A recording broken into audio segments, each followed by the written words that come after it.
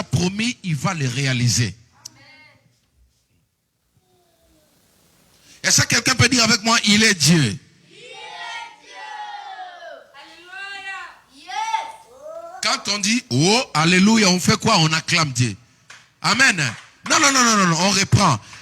Il est Dieu. Alléluia. Oh, oh, acclamons le Seigneur notre Dieu. Pardon, je veux qu'on fasse ça très bien là. Faites ça très bien là. Alléluia. Je sens le ciel s'ouvrir là. Jusqu'à 3, on le fait. Ça, c'est un cri de guerre. Alléluia. Je vois des démons en train de fuir. Amen. Je compte jusqu'à 3, on dit, il est Dieu. Jusqu'à la fin, on acclame. 1, 2, 3. Oh, oh. On acclame le Seigneur Jésus. Gloire à Dieu. Amen. Chers amis, vous savez, quand la banque dont vous êtes attaché vous annonce que votre compte sera débuté, où il y a un transfert qui va très bientôt là atterrir dans votre compte, vous changez d'attitude. Vous oubliez même que vous n'avez pas mangé. Alléluia. Pourquoi? Parce qu'il y a un message qui annonce l'arrivée d'une bénédiction, n'est-ce pas? Alléluia. Alors le Saint-Esprit m'a dit, dis à mon peuple, ils ont des promesses. Elles ont des promesses. Ne tremblez pas tant que le Seigneur, vous savez, quand le Saint-Esprit vous a promis des choses, il voyait ce qui va arriver aujourd'hui. Il n'y a rien de nouveau sur terre. Quand le Seigneur Jésus vous a donné une prophétie au travers un pasteur, au travers un évangéliste, une parole de connaissance, il savait qu'avec cette promesse-là, tu vas traverser des temps de turbulation ou des temps de perturbation. Mais c'est cette promesse-là qui va te stabiliser pendant que les autres vont pleurer. Je n'ai pas entendu ton amen. Lisons un peu cette parole de Dieu. Alléluia. Je suis en train d'exhorter, nous allons prier. Matthieu chapitre 16, à partir du verset 18 jusqu'au verset 19. J'invite la sœur Noëlla, il va venir pour faire la lecture rapidement. Pendant qu'elle arrive, on acclame le Seigneur. Ouais, tu lis avec ta Bible. 16 jusqu'au verset 18. Oui, tu as 16. 18, tu finis là, tu commences au verset 16. Alors, 16. Oui, voilà. Je tiens pour un micro. Voilà. Simon Pierre répondit. Non, on commence, je lis au nom de Jésus-Christ. Je lis au nom de Jésus-Christ. Amen. Simon Pierre répondit. Tu es le Messie, le Fils de Dieu vivant. Jésus reprit la parole et lui dit.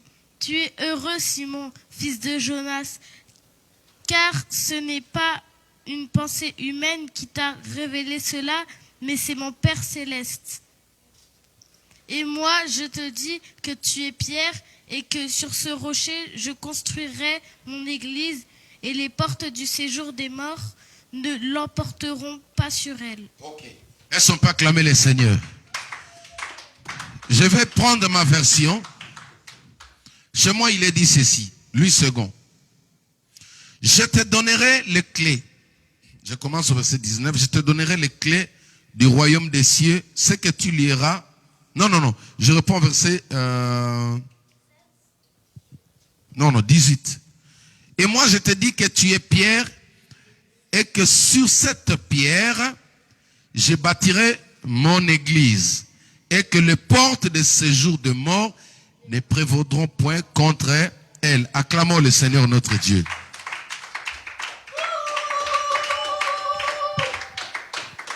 Amen. Dis avec moi, prière contre les portes de séjour des morts. Prière contre les portes de séjour des morts. Acclamons la parole de Dieu. Ça, c'est notre sous-thème. Amen. Parce qu'aujourd'hui, c'est notre culte d'intercession. C'est-à-dire, nous allons faire des prières contre les portes de séjour des morts. J'explique rapidement. C'est quoi une porte, premièrement? Hein? On va faire rapidement l'analyse grammaticale de mots, n'est-ce pas? Comme on fait à l'école. N'est-ce pas, Emeraude? L'analyse grammaticale des mots, n'est-ce pas? Pour avoir la compréhension du texte à l'école, on vous dit d'étudier chaque mot, il faut chercher son explication et sa définition, n'est-ce pas? C'est ça? Ok, on va procéder un peu, on va faire simple pour qu'on puisse comprendre. Alors, une porte, c'est quoi? Oui? Oui? Pardon? Vous avez dit quoi? Une porte, c'est quoi, Sublime? Protection? Entrée, oui, merci. Une sortie? Une porte? Un verrou, oui. J'en ai? Ok, on acclame le Seigneur. C'est très bien. Là, vous avez compris. Donc, nous pas, oui. Un accès. Un accès. Amen. Ou un passage. Voilà. Donc, voilà. Un passage, c'est ça que tu allais dire? Ok. Que Dieu te bénisse, Jana. Donc, vous avez tous compris, on nous parle, Jésus parle des portes de séjour des morts. Cela veut dire quoi? Tout simplement, les accès qui permettent au séjour des morts d'atteindre quelqu'un, une personne qui s'appelle qui? Non, pas Jésus. Attendez, attendez. Nous allons remonter, n'est-ce pas? Nous allons remonter pour mieux comprendre. On a dit qu'on fait l'analyse grammaticale des mots, n'est-ce pas? Je reprends la lecture. La Bible dit, et moi je te dis que tu es pierre. Et que sur cette pierre, je bâtirai mon église. Qui peut me donner la définition de l'église, rapidement? Oui? Oui, un endroit où on peut louer et adorer Dieu. Oui, c'est bien, oui. Ok, merci. Mais il y a une définition que j'attends, oui. L'épouse de Christ, oui. L'église, c'est l'ensemble des personnes qui sont sorties du monde. Est-ce que vous comprenez? L'église, c'est l'ensemble des personnes qui sont sorties du monde. C'est-à-dire, ceux qui ont prêté allégeance à Jésus. L'église, c'est toute personne qui a accepté ou qui a confessé le Seigneur Jésus-Christ comme son Seigneur et son Sauveur. C'est ça qu'on appelle l'église. La définition de l'église, c'est ça. L'ensemble des personnes qui sont en dehors du monde. C'est-à-dire, ils sont dans le monde, mais ils ne vivent pas selon le monde. Aujourd'hui, le Saint-Esprit me parlait de Lot. Il m'a expliqué, il m'a dit, tu vois à l'époque de Sodome et Gomorrhe, l'église était représentée par la famille de Lot. Dis avec moi Lot. Lot veut dire voile. Vous comprenez? Lot veut dire voile. Maintenant, à l'époque de Sodome et Gomorrhe était la préfiguration ou la représentation du monde actuel que nous vivons aujourd'hui. Mais à cette époque-là, Lot et sa famille, ils vivaient dans le monde appelé Sodome et Gomorrhe, mais ils ne se conformaient pas aux lois, aux principes de Sodome et Gomorrhe. La preuve en est que à Sodome et Gomorrhe, il y avait toute forme d'impureté. Il y avait ce qu'on appelle l'iniquité. L'iniquité, c'est quoi? L'iniquité, c'est l'excès, l'exagération du mal. Vous comprenez? C'est-à-dire quelqu'un qui fait le péché consciemment. Celui-là, il commet l'iniquité. À Sodome et Gomorrhe, les gens étaient conscients. Ils péchaient consciemment. À Sodome et Gomorrhe, personne ne pouvait dire que non, je suis tombé, on m'a tenté. Non. Ils tombaient, ils aimaient ça. Maintenant, la famille de Lot a fait une exception. Dis avec moi, exception. L'exception, ça veut tout simplement dire la différence. Il s'est démarqué. Il était avec eux, par exemple, à Paris, mais il ne voulait pas vivre comme les Parisiens. C'est ça qu'on appelle l'église. C'est-à-dire, je suis à l'école, mes amis ont des copains, des copines, mais moi, je ne me conforme pas dans leur manière de faire les choses. À ce moment-là où nous sommes, hein, église, vous comprenez? Maintenant, c'est cette église-là dont Jésus dit, c'est sur cette église-là que les portes de séjour des morts ne prévaudront point contre elle. Cela veut dire quoi? J'ouvre un peu l'idée. Cela veut dire quoi? Il n'y aura aucun accès qui permettra à la mort d'entrer dans l'église. Est-ce que vous comprenez? Or, aujourd'hui, si nous parlons de l'église communautaire, nous allons expliquer l'église comme étant, l'église corps de Christ, c'est l'assemblée que nous sommes. Mais tu dois savoir que toi aussi tu t'appelles l'église. Tu as compris ma fille? Toi aussi tu t'appelles l'église. Pourquoi? Parce que l'église c'est l'ensemble des personnes qui sont hors les gens, des filles, des hommes, des jeunes garçons qui sont hors le monde, c'est-à-dire qui ne marchent pas en parallèle avec la constitution du monde. Ils sont dans le monde, mais eux, c'est la Bible qui leur montre le chemin. C'est ça qu'on appelle l'église. Alors Jésus donne, ça c'est un avantage, c'est une promesse, dis avec moi promesse. La promesse c'est un cadeau. Suivez-moi ici mes enfants. Jésus a dit, sur cette église-là, pure, sur cette église-là qui ne marche pas selon le monde, les portes de séjour des morts ne prévaudront point contre elle. Ça, c'est la promesse que le Saint-Esprit m'a dit de rappeler à ses enfants. Vous savez, aujourd'hui, si nous parlons, oui, nous allons donner quelques exemples de portes. Voilà. Les portes de séjour des morts. C'est tous les accès qui permettent à la mort d'atteindre une église. Je parle d'abord de l'église comme étant individu. C'est-à-dire, la mort ne peut pas atteindre l'église appelée enfant de Dieu. Tu comprends? Si la porte n'était pas ouverte. C'est-à-dire, l'église doit veiller sur les portes qui l'entourent. Les enfants de Dieu doivent veiller sur les portes qui les entourent. Or, nous avons parlé de la porte du point de vue scientifique. Maintenant, du point de vue spirituel, la porte ou le port de séjour des morts ont de différents noms. Je vais vous donner un exemple et vous allez compléter. L'exemple d'une porte de séjour des morts, la maladie. La maladie est une porte. Vous comprenez? La Bible dit que je bâtirai mon église et les portes de séjour des morts ne prévaudront point contre elle. C'est-à-dire que comme la maladie fait partie des portes de séjour des morts, face à l'église, elle n'aura aucun pouvoir. Est-ce que je me fais comprendre? Oh. Est-ce que vous avez compris ce que je dis? Jésus a donné une promesse. Jésus savait que l'ennemi va utiliser des portes. Il va mettre des portes tout autour de l'église. La maladie est une porte. La contagion est une porte. La pauvreté est une porte de séjour des morts. La déception est une porte de séjour des morts.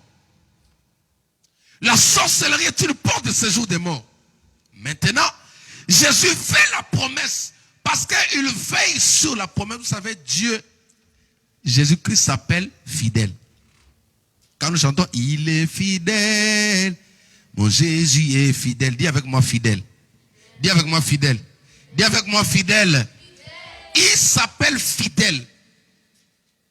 Les gens, il y a un adage qui dit que sous la terre, il n'y a aucun homme fidèle. Mais je vais vous apprendre que sous la terre là, il y a un homme fidèle qui s'appelle Jésus-Christ de Nazareth, dont je vous prie de l'acclamer. Parce que lui ne déçoit jamais. Même quand les gens t'abandonnent, même toi je peux te promettre oublier, mais lui n'oublie jamais. Alléluia. Il a béni même des enfants à cause des alliances, des promesses qu'il avait faites à leurs parents. Nous sommes bénis au travers de la promesse qu'il avait faite à notre parent Abraham. Alléluia. Donc Dieu dit que les portes de séjour des morts ne prévaudront point contre elle. Alors, je reviens maintenant pour actualiser les messages. Actuellement, nous avons des portes de séjour des morts qui prônent tout autour de nous. Ça s'appelle des maladies. Aujourd'hui, le diable a fait un travail avec les médias pour effacer cette parole dans la mémoire de l'Église. Regardez-moi. Nous avons aujourd'hui les enfants de Dieu qui attendent la mort. Tu ne peux pas attendre la mort. Oui. Même si on dit que bientôt là, il y aura une troisième vague. Mais toi, tu ne peux pas attendre cela. D'ailleurs, la prophétie dit que l'Église attend l'arrivée du Shiloh. L'Église n'attend pas l'arrivée du 666. Amen. Alléluia. Amen. Le 666, il vient pour ses membres. Il vient pour ceux qui ne veulent pas croire que Jésus-Christ était venu pour sauver l'humanité. Il vient pour ces gens-là. Mais toi et moi, parce que nous sommes l'épouse de quelqu'un, nous attendons l'arrivée de l'époux qui s'appelle Jésus-Christ. L'Église n'attend pas la troisième vague. Alléluia. Voilà le travail que le diable est en train de faire. Même les enfants de Dieu sont convaincus. Pose la question même au pasteur. Ils vont te dire que non, bientôt on attend. Tu attends qui? L'évangile de retour de Jésus a disparu.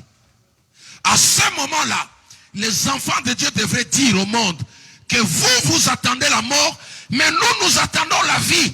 Nous attendons celui qui a vaincu la mort, qui s'appelle Jésus-Christ de Nazareth. Parce que la promesse est là. La Bible dit, même si elle tarde, attends-la, quand elle a un temps fixé.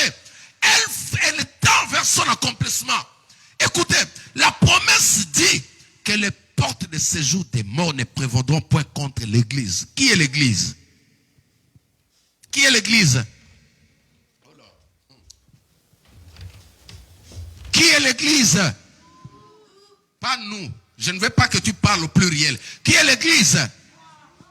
Voilà la première personne du singulier. Qui est l'Église? Il faut dire c'est moi l'Église. L'Église attend le Messie. Le Messie c'est la guérison. Le Messie c'est la différence. Le Messie c'est la gloire. Le Messie c'est la vie. C'est Jésus qui vient. Quand le monde attend la mort. Quand le monde attend la mort. Quand le monde attend le troisième vague. Mais toi l'Église, tu attends la vie. Et la vie s'appelle Jésus.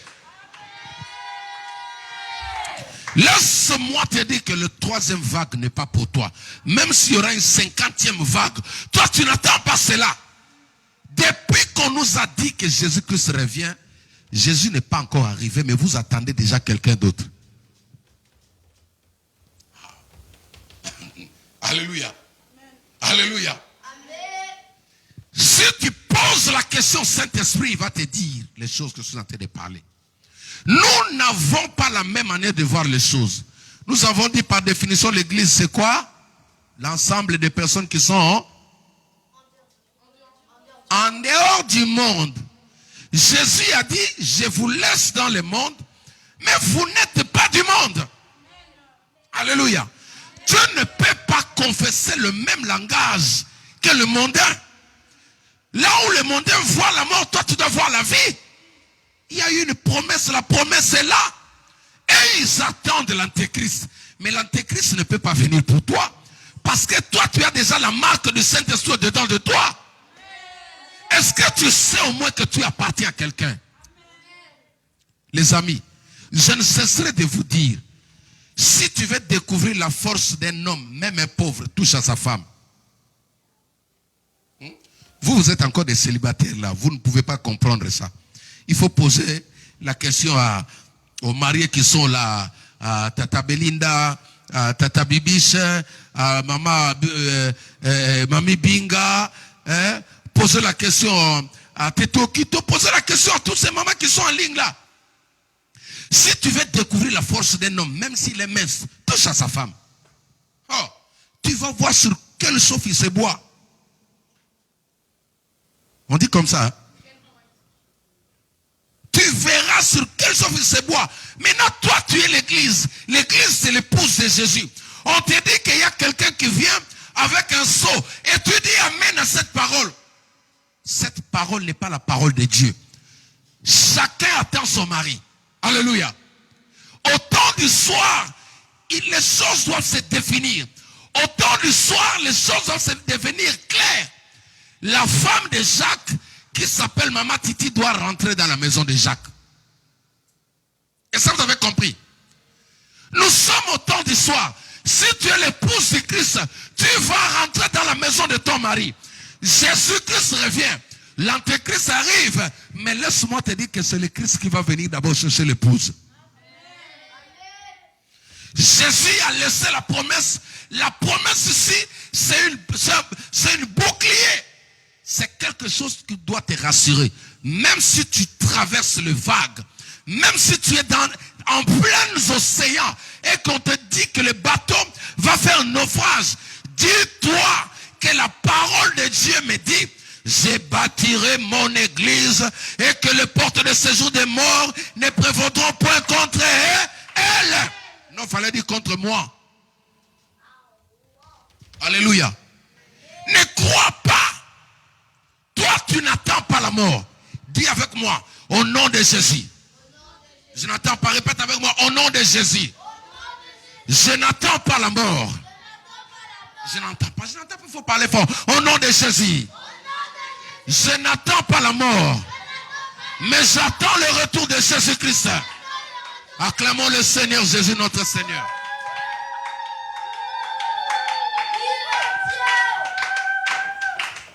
Alléluia. Quand le monde attend la mort, toi l'église, tu dois attendre la vie. Celui qui vient bientôt s'appelle le Shiloh. C'est le vainqueur de la mort. Il a dit les portes de séjour de mort, c'est-à-dire, peu importe la taille de la porte qui est devant toi, peu importe le nom de la porte qui est devant toi, mais si elle est là, comme nous avons dit que la porte c'est un accès, ce sont des ouvertures, ce sont des passages, elle ne s'ouvrira pas pour donner accès à la mort dans ta vie. Et je prophétise sur toi que tu ne mourras pas. Tu ne mourras pas. Tu ne mourras pas. Tu ne mourras pas. Tu ne mourras pas. Tu ne mourras pas au nom de Jésus-Christ. Il est Dieu.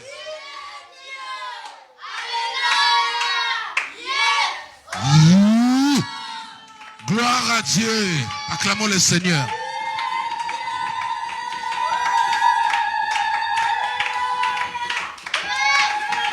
Amen. Wow. Alléluia. Pasteur Jana, donnez-moi le second verset. Psaume 118, verset 17. Lisez vite. Psaume 118, verset 17. J'invite la sœur Noëlla pour venir faire la lecture. Psaume 118, verset 17. Prenez à la maison, écrivez vite. Prière contre les portes de séjour des morts. Nous voulons prier maintenant. Ramène-nous, viens lire ma fille là. Viens. Je sens une très forte onction là.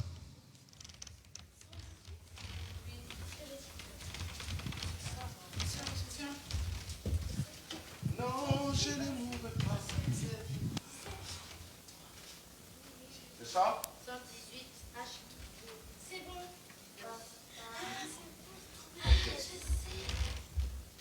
Ok, nous allons suivre la lecture. Suivez la lecture biblique ici. Je lis au nom puissant de Jésus-Christ. Amen. Je ne mourrai pas, je vivrai et je rencontrerai ce que l'Éternel a fait. L'Éternel m'a corrigé, mais il ne m'a pas livré à la mort. Ok. Acclamons le Seigneur. Oh, est-ce qu'on peut acclamer le Seigneur? Les amis, c'est Psaume 119, verset 17. Je vais vous aider. Hein?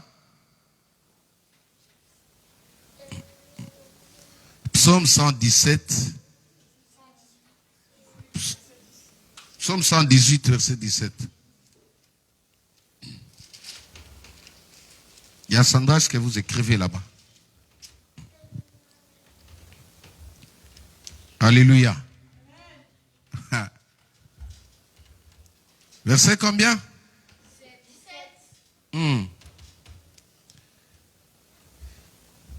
Bible dit ceci. Je ne mourrai pas, je vivrai. Je rencontrerai les œuvres de l'Éternel.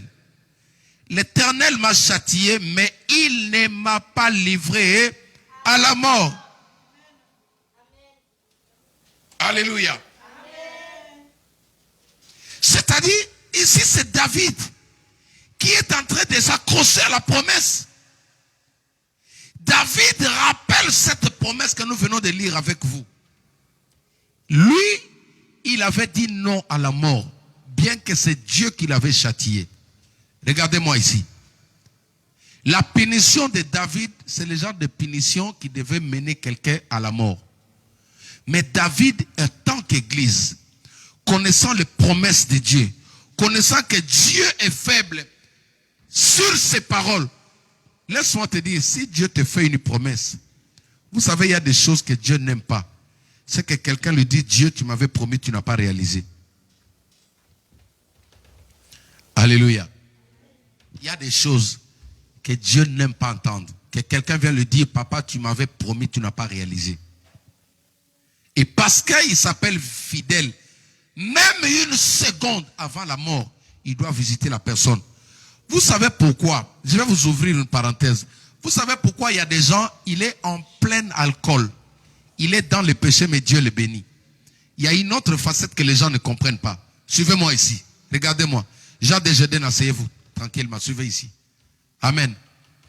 Parfois, certaines personnes se posent des questions, mais pourquoi les païens progressent? Pourquoi ceux qui ne prient pas avancent? Non, je vais te dire une chose. Le problème, c'est quoi?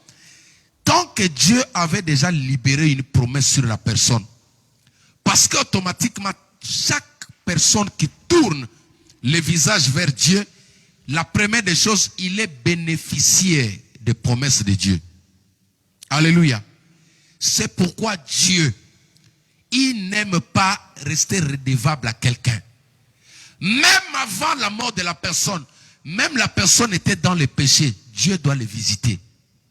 Or, toi, si tu regardes ça, tu vas te dire que non, Dieu ne tient pas compte de nos péchés. Dieu, comment Dieu bénit aussi les païens. Toi, tu vas te jeter dans le péché. Tu vas essayer de pécher. Tu vas voir que toi, la vie, la situation va se compliquer. Le problème, c'est quoi? Tu ne sais pas où la personne est partie avec Dieu. Tu ne sais pas la personne, laquelle trajet il a fait avec Dieu. Il y a un temps où il était fidèle. Il y a un temps où il craignait Dieu.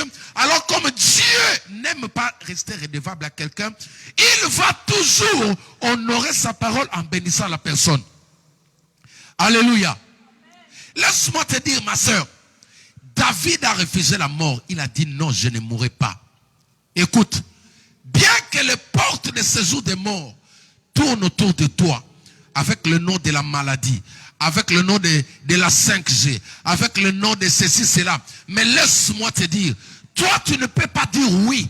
Toi tu ne peux pas accepter la mort parce que c'est le médecin des médecins qui a dit, toi tu es dans le monde mais tu n'es pas de ce monde. Vos amens là me donnent l'envie d'arrêter. Tu es dans le monde mais tu n'es pas de ce monde. Ne parle pas le langage. Les amis, le langage céleste, ça dépasse l'homme charnel. Vous voyez, quand je parle là, il y a des personnes qui peuvent appeler ça l'orgueil. Quand je parle là, il y a des personnes qui peuvent m'appeler il est inconscient. Quand je parle là, il y a des personnes qui peuvent dire non, il ne se rend pas compte de la réalité. Non, la réalité est là.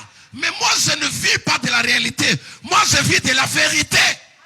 La vérité me dit que je ne mourrai pas, je vivrai. La vérité me dit que Dieu n'est redevable à personne. Il y a des promesses que Dieu m'a données.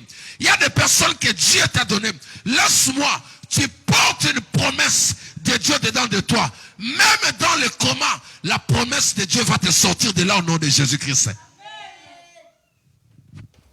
J'ai appris, il y a des personnes qui ont témoigné qu'ils étaient dans le profond coma. Ils s'en ont tiré sans sauf. Il est sorti, il vient témoigner, il dit non.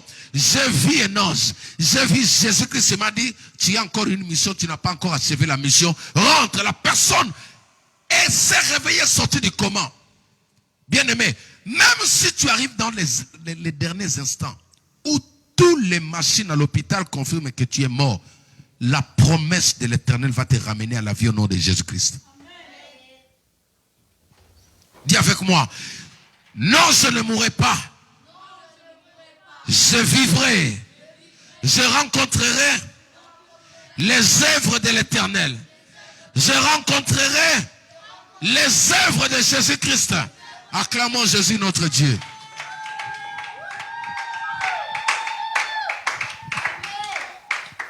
Suivez maintenant la nuance pour clôturer. Jésus a dit, je bâtirai mon église.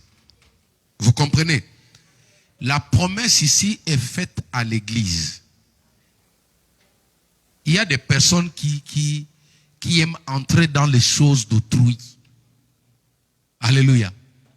La promesse ici, elle est faite à l'église. Jésus a bien dit, je bâtirai mon église. Il n'a pas parlé de l'église de Satan. Il n'a pas parlé de certaines religions pour dire que non, nous sommes bons. Non, la promesse ici est faite à l'église. C'est pourquoi, quand l'église était encore en Égypte, quand l'ange de la mort est venu frapper les Égyptiens, quand la mort est arrivée devant les enfants de Dieu, les Hébreux, les portes étaient fermées. Les portes étaient fermées. L'ange de la mort n'a pas pu entrer chez Moïse, chez les Hébreux. Laisse-moi te dire, en ces instants, je prophétise sur toi, toi qui me regardes, pendant que les autres attendent la troisième vague, la 10e vague, je prophétise que dans ta maison, la mort n'entrera pas au nom de Jésus-Christ. Si tu es d'accord, tu me donnes un bon amen, j'avance. Je dis que dans ta maison, parce que l'église c'est toi, l'église c'est nous, la mort n'entrera pas parce que Jésus a donné cette promesse à l'église. Donc maintenant, avant de prier, je vais dire à une personne comment devenir église. On ne devient pas une église parce qu'on va dans une assemblée pour prier, non. On ne peut pas se prétendre être une église parce qu'on donne les offrandes, non. Les offrandes, même les sorciers en font. Tu n'es pas église, on parle de l'église, l'épouse église, c'est-à-dire des personnes qui ont confessé, qui ont accepté Jésus-Christ comme leur Seigneur et Sauveur. Alléluia. Celui qui ne croit pas, qui n'a pas donné sa vie à Jésus, ne s'appelle pas église. Bien qu'étant présent dans une assemblée de saints. C'est pourquoi quand l'enlèvement va venir, certaines personnes vont rester en plein culte comme ça. Les faux ne vont pas partir. Alléluia. Les faux ne partiront pas quand l'enlèvement va venir. Pourquoi? Parce qu'ils ne sont pas. Ils sont église locale, c'est-à-dire assemblée. Mais je parle de l'église individu.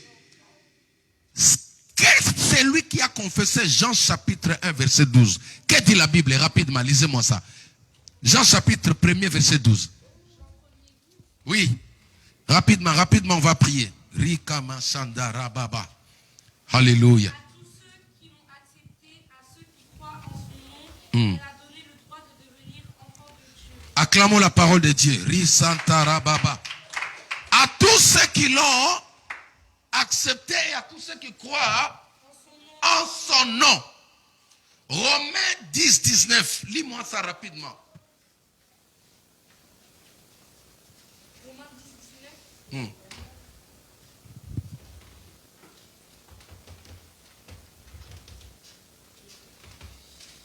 Romains 10, 19. Les épîtres aux Romains.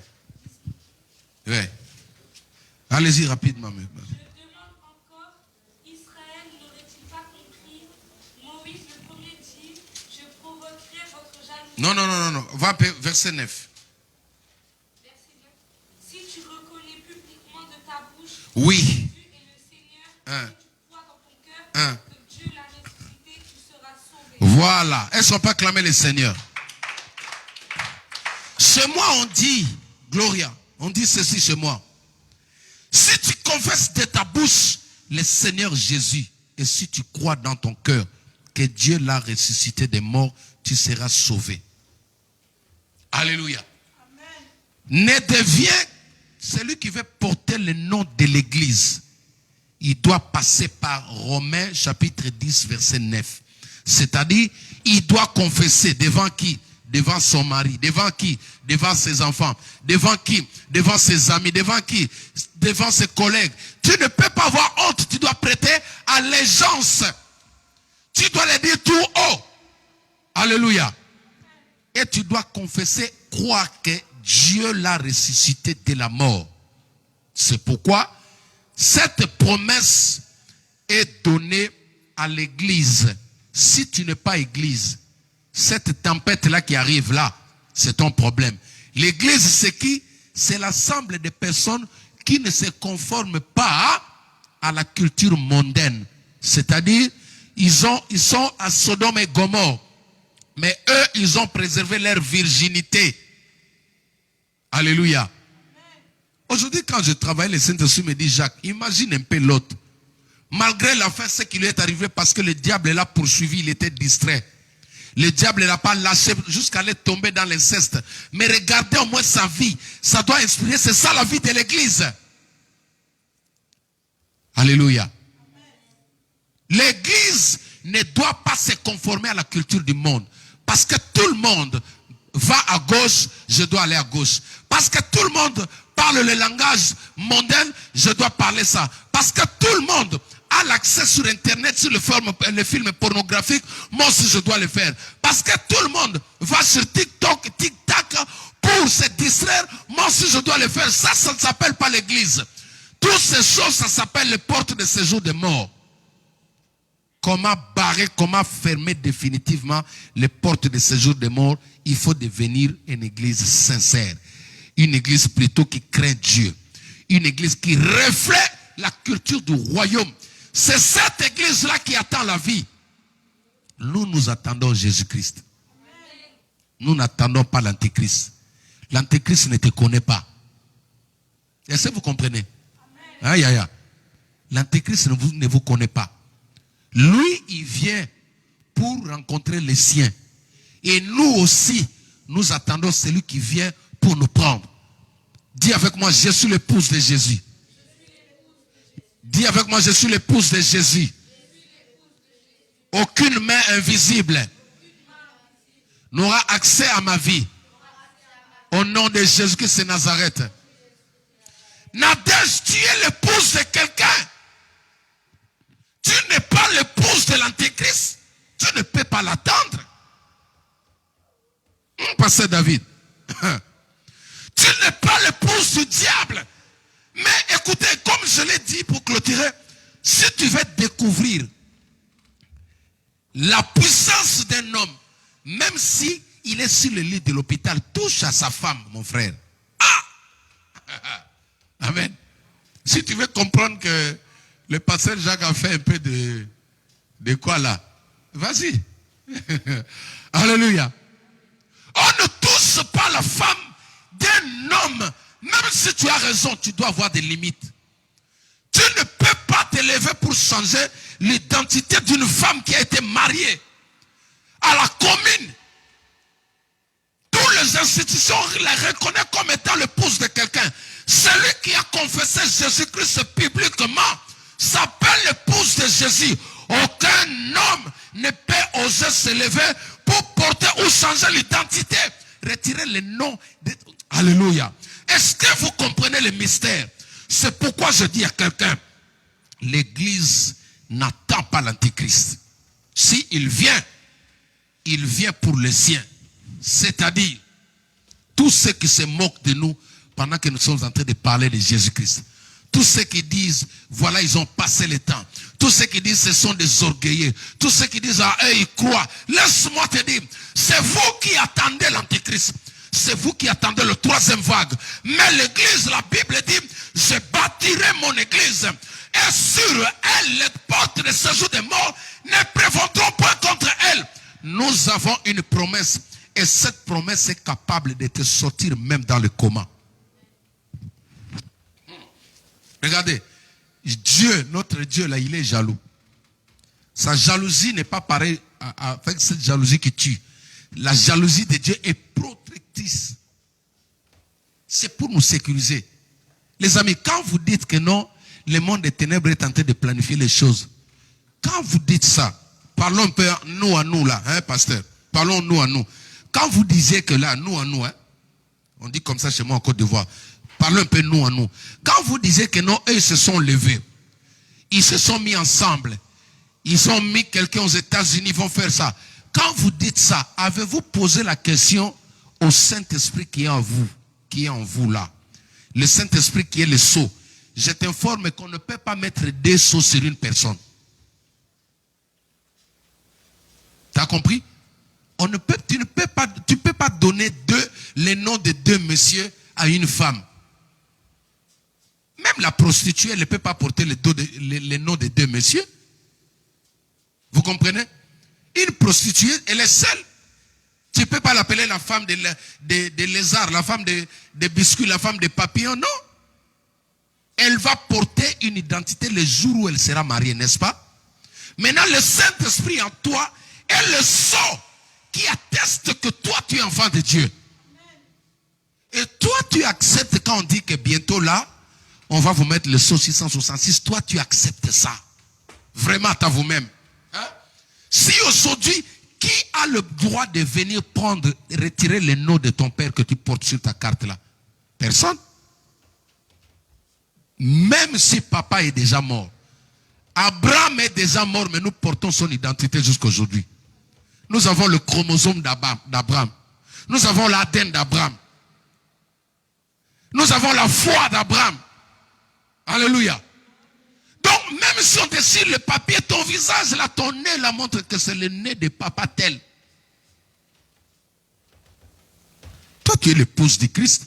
Tu n'as pas besoin d'un deuxième nom qui s'appelle 666. Même la personne, quand il vient, il trouve déjà que toi, le diable sait que vous avez une identité. Vous avez déjà un sceau. Le deuxième, là, on va mettre ça où? Parce qu'un sorcier, quand il te voit, je vais vous faire rire. Alléluia. J'ai l'une de nos mamans de l'église. Elle m'a raconté un peu son histoire dans le passé. Alléluia. Elle est en ligne, elle va comprendre. Quand elles étaient encore jeunes, elles sont parties voir un féticheur. C'est son passé. Toi, tu as honte de dire ton passé. Elles sont parties voir un féticheur en groupe pour chercher le fétiche en fait d'attirer les hommes. Vous comprenez? Il y a des filles qui font ça. Ils vont consulter des féticheurs pour avoir les fétiches pour séduire les hommes qui ont beaucoup d'argent. Mais regardez ce qui se passe. Les autres sont entrés chez le marabout. On les a fait les fétiches. Maintenant, à son tour, quand elle est partie pour entrer, dès qu'elle fait son apparition dans la maison du féticheur, le féticheur l'a chassée. Les marabouts ne voulaient pas sentir sa présence. Toi, tu n'entres pas ici. Toi, tu ne viens pas ici. Je ne veux plus te voir. Oh, papa, tu cherches la clientèle, n'est-ce pas? Est-ce que vous comprenez? Vous savez pourquoi les marabouts l'a chassée? Elle est en train de rigoler là où je parle là. Les marabouts l'a chassée pourquoi? Parce qu'elle portait déjà une identité, une appartenance. Elle avait un lien parental. Quand les marabouts voyaient comme ça, elle avait compris que ça c'est l'épouse de quelqu'un. Tu ne peux pas mettre le sceau 666 sur quelqu'un qui a le sceau du Saint-Esprit. Hey, Maman Langa, vous savez pourquoi Jésus a dit je vous enverrai le Saint-Esprit? Il savait que ces choses vont arriver, Jana. Même s'il passe à l'école, même si on vous convoque, sachez-le.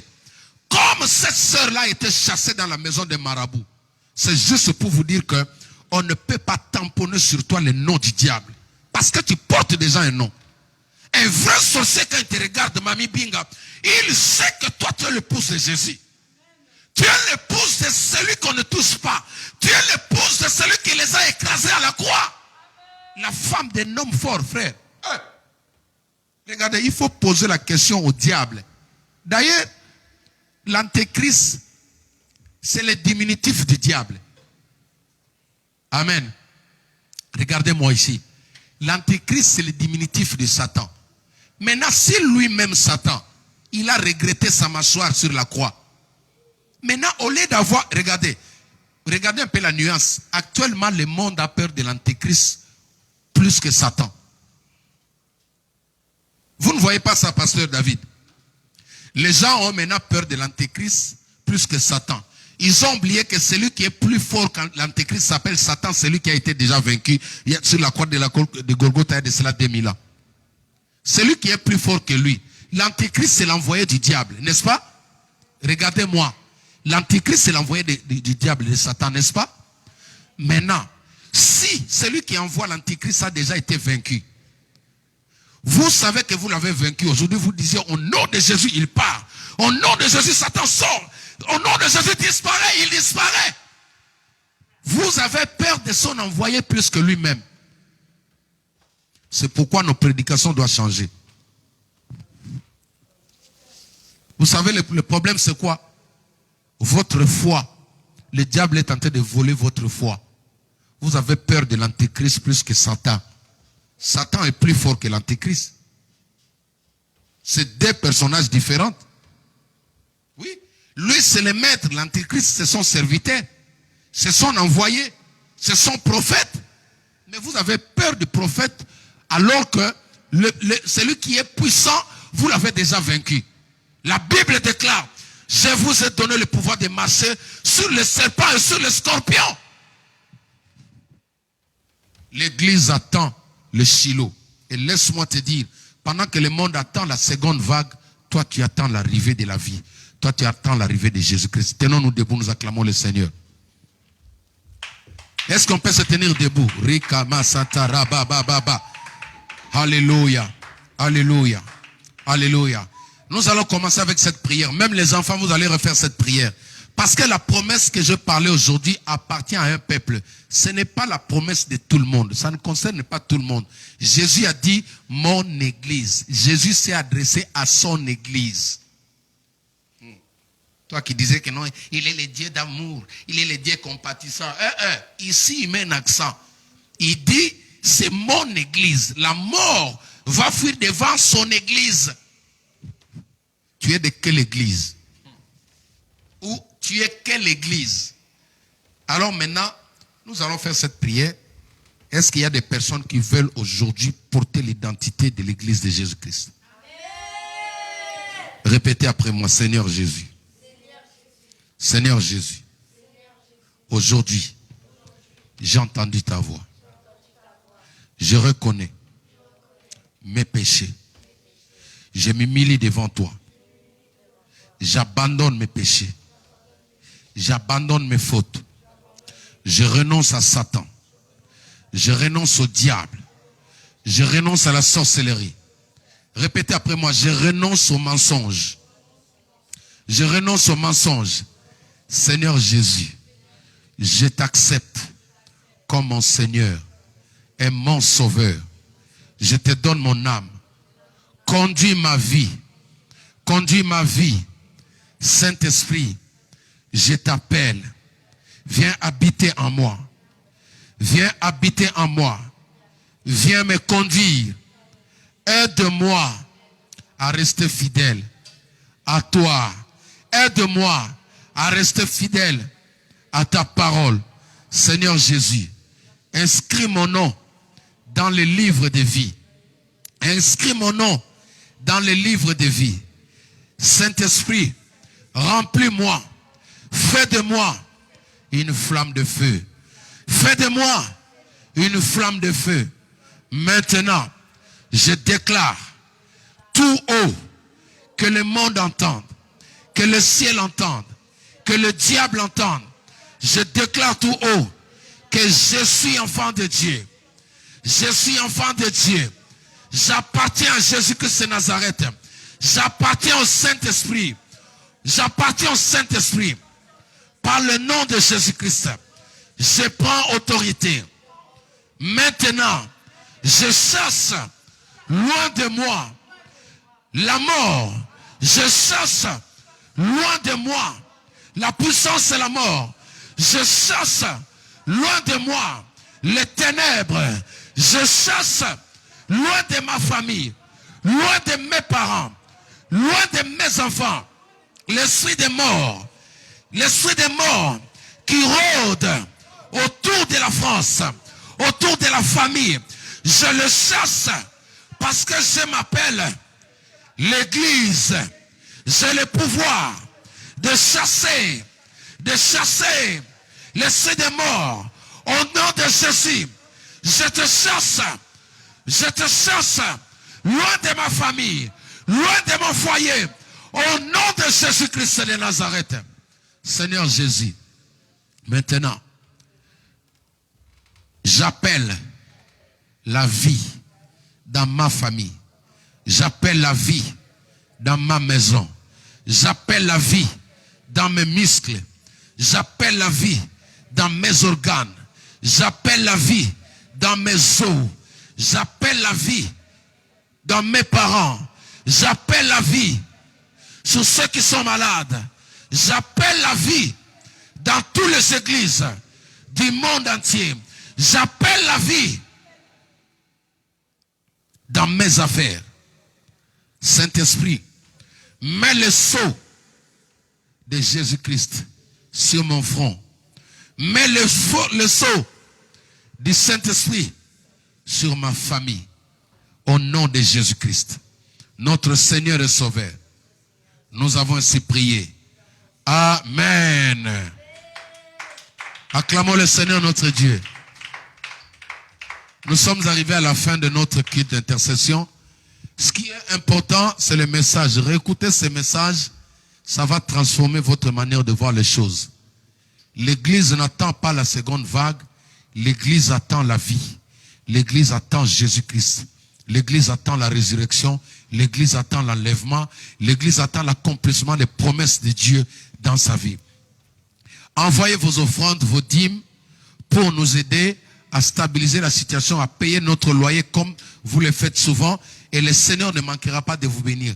Demeurez bénis. Rendez-vous demain à 4h20 pour les habitués sur notre ligne